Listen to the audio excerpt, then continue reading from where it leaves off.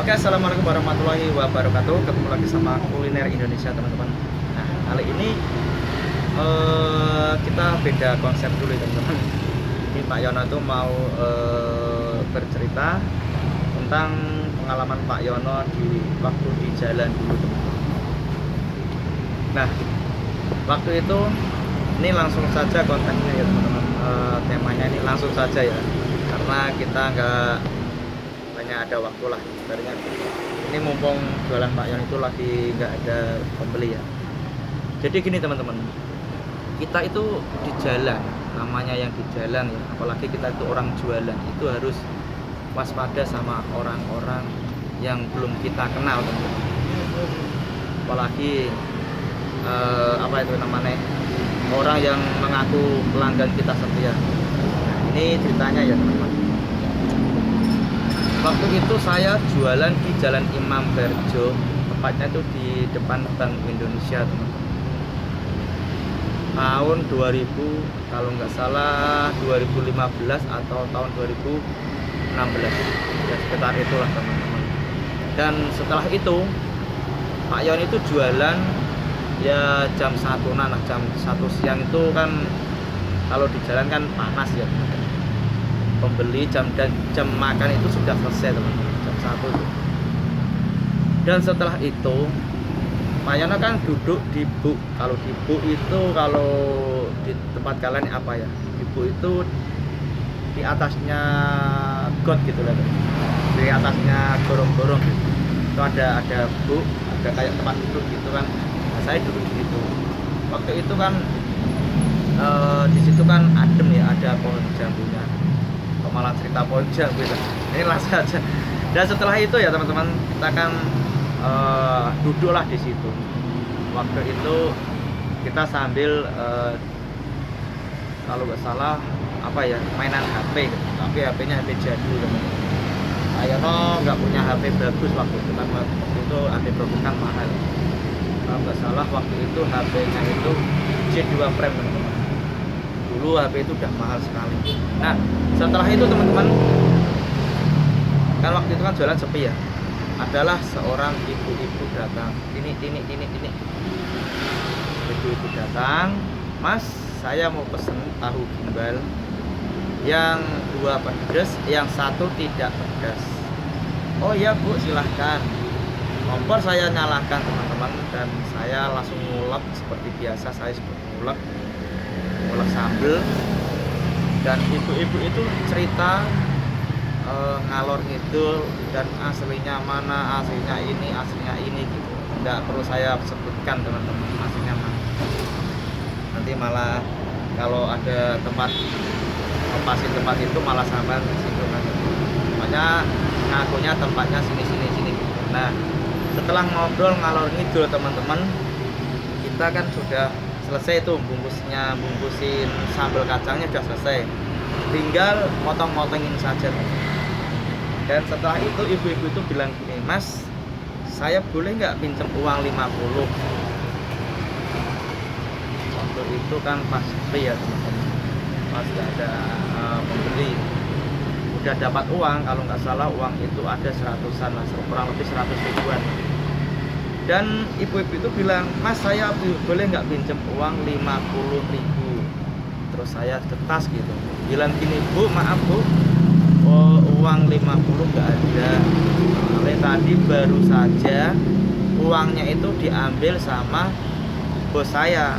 Padahal tahu gimbal itu punya saya sendiri, tapi saya punya alasan uangnya sudah diambil sama bosnya." Saya bilang gitu, "Baru saja Bu. Ini Mas, saya terus ibunya jawab gini, "Ini Mas, saya mau fotokopi, tapi nggak ada uang pas." Gitu. Terus saya batin, kalau nggak ada uang pas ngapain kok pinjam 50 ribu kan. Kalau fotokopi kan zaman dulu kan masih murah sekali ya. Kalau nggak salah 100 rupiah apa 25 rupiah, nggak tahu, pokoknya 1 lembar itu murah. Nah, terus ibu-ibu tadi itu bilang gini, "Mas, saya pinjam 50 ya." Udah ya, pinjam 50. Saya bilang nggak ada. Saya batin gitu. Nah, setelah itu kalau nggak ada ya 30 Mas. "Nggak ada Bu, ini uangnya sudah diambil sama bosnya." Saya kan bilang gitu.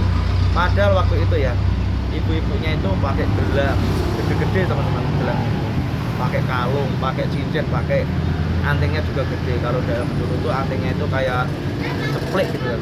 Nah setelah itu si ibu-ibu itu bilang gini, oh nggak ada ya mas? Iya bu, padahal itu tinggal motong-motong. Terus ya udah mas, saya tinggal dulu ya, soalnya ini berkas saya masih di sana, nanti saya kembali lagi. Oh ya udah bu, nggak apa-apa. Nah setelah itu ibunya itu pergi teman-teman, ibu-ibu itu pergi. Terus saya berpikir kalau mau fotokopi itu harus uang 50 kan ya nggak mungkin. Kalau apa itu namanya pinjam 20 ya nggak mungkin lah, masa 5.000 aja nggak punya, saya kan bilang. Terus saya bilang gini, dia itu kan pesan tahu gimbal 3, tapi kok mau pinjam uang, saya bilang gitu. Tapi pikiran saya, mungkin ya ibu-ibunya nggak punya uang ya yang receh, mungkin dia buat fotokopi itu. Tapi ya teman-teman, dalam hati saya itu mengatakan gini, ini jangan dibuatin dulu ya, ini berhenti aja sini, nggak usah dipotong-potong, nggak usah. Dalam hati saya itu kayak ada yang bisikin gitu. Terus saya bilang gini, ya udahlah nanti ini tak, kalau ibu-ibunya datang lagi nanti saya tak buatin yang tak langsung tak racik gitu. Dan setelah itu kita berhenti teman-teman, baru aja mau duduk ada yang beli 4. Terus yang punya ibu-ibu tadi itu saya tak kasihkan, yang pembeli mas-mas tadi itu tak kasihkan mas-mas saya tadi yang bungkus 4 itu ya teman-teman. Dan setelah itu saya dalam hati gini, nanti kalau ibu-ibunya itu datang nanti tak buatin yang baru, saya akan bilang gitu, karena kan ditinggal. Dan setelah itu sampai jam 6 sore itu teman-teman, bayangin jam 1 sampai jam 6 sore kan ya udah lama. Kalau fotokopi kan, padahal fotokopinya itu deket, itu tidak datang sama sekali. Bayangin kalau seandainya yang tadi yang 3 itu nggak saya kasihkan ke emasnya yang pesen 4 itu, ini kan ya basi kan, sambelnya sama goreng-gorengannya ke tahu kayak gimbal itu kan jadi nggak enak, nggak fresh gitu. Sama kolnya saya rajang kan nggak fresh kan. Untung saja yang pesanan 3 itu tidak saya kasihkan ke tak kasihkan ke masnya yang tadi. Nah setelah itu ya tidak apa-apa lah, mungkin itu belum rezeki saya bilang gitu dalam hati. Terus saya udah lupa itu teman-teman. Datanglah setahun kemudian teman-teman. Waktu itu kan pas dipesan ibu-ibu kan gerobak Pak Yono itu kan kecil teman-teman, kecil banget gerobaknya itu kecil. Nanti suatu saat tak share teman-teman, saya punya foto. Dan setelah itu setahun kemudian Pak Yono itu punya gerobak yang tak buat jualan di CFD Semarang itu, di CFD pagi itu teman-teman. Nah setelah itu Pak Yono juga pindah ke belakangnya lagi. Maksudnya gini, dulu kan saya kan jualan di depan karena ada pohon jambunya adem. Setelah pohon jambunya itu ditebang kan panas teman-teman, saya pindahlah ke belakang, mungkin jaraknya itu ada 50 meter atau 70 meter lah, katakan 100 meter lah teman-teman. Saya pindah situ yang ada pohon biringannya teman-teman, di situ adem juga, saya pindah situ. Dan gerobaknya sudah ganti. Ibu-ibu itu datang lagi teman-teman dengan yang waktu yang sama. Kalau dulu kan jam 1, kurang lebih jam 1 itu sama, kurang lebih jam 1 teman-teman. Ibu-ibu itu datang ke tempat saya lagi dengan pesanan yang sama, dengan apa itu namanya, dengan desa yang sama atau di kota yang sama pengakuannya dia. Terus dia itu kontaknya itu gini, mas saya pinjem 50. Terus saya melengos ke ibunya itu, tapi sebelumnya itu dia pesan dulu teman-teman, pesan. Tapi dalam ingatan saya ini kan ibu-ibu yang dulu kan, tapi saya tanggap dulu, ini orang ini mau ngapain dulu kan gitu, mau pesan berapa gitu.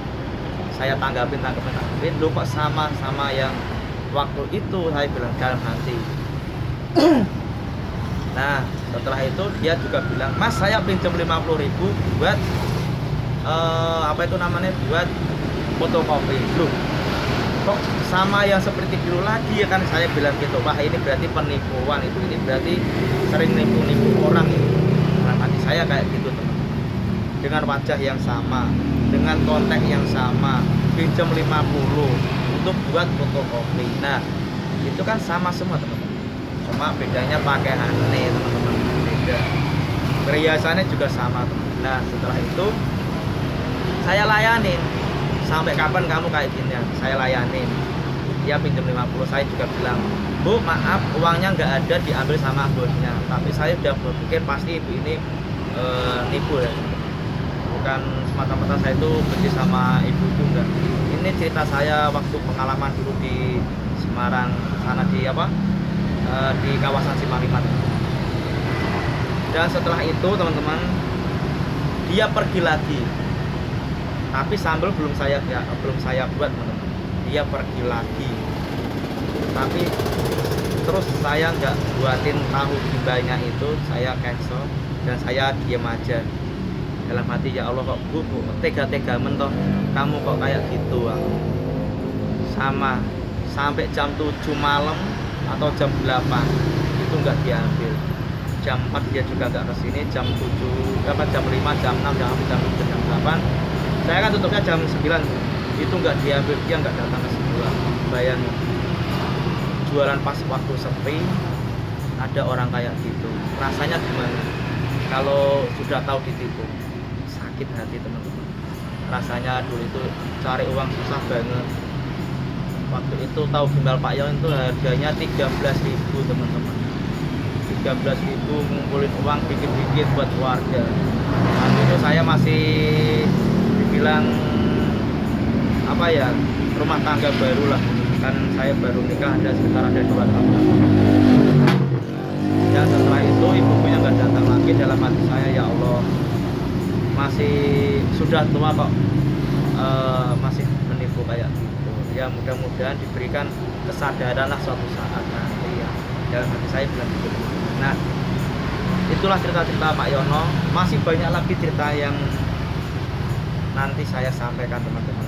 Ini cerita waktu dulu pertama kali ada ibu-ibu yang tak bilang nipu ya nipu lah teman-teman, karena dia itu mau menipu Pak Yono gitu. Nah setelah itu dengan konteks yang sama, berarti kan dia emang pekerjaannya kayak gitu ya. Mudah-mudahan ibunya itu diberikan hidayah sama yang dia. Amin ya. Oke ya teman-teman, terima kasih yang sudah menyimak cerita Pak Yono, dan semoga teman-teman punya pengalaman juga atau punya monggo ditulis di kolom komentar ya. Itulah cerita di pinggir jalan dulu. Masih banyak lagi teman-teman, nanti saya ceritain semua pengalaman pas waktu Pak Yono jualan di pinggir jalan itu, dari mulai penipuan, dari mulai ya sama cerita. Oke, terima kasih ya yang sudah mengikuti cerita saya, menyimak cerita saya. Semoga cerita ini membawa inspirasi atau membawa daya ingat toh, memberi kata bang ini penipuan itu penipuan itu banyak cara teman-teman. Jadi orang-orang mau nipu itu banyak caranya teman-teman. Oke, gitu saja ya yang saya akhiri. Wassalamualaikum warahmatullahi wabarakatuh. Bila ada kata atau tersalah saya mohon dimaafkan. Oke, sampai jumpa di cerita selanjutnya teman-teman.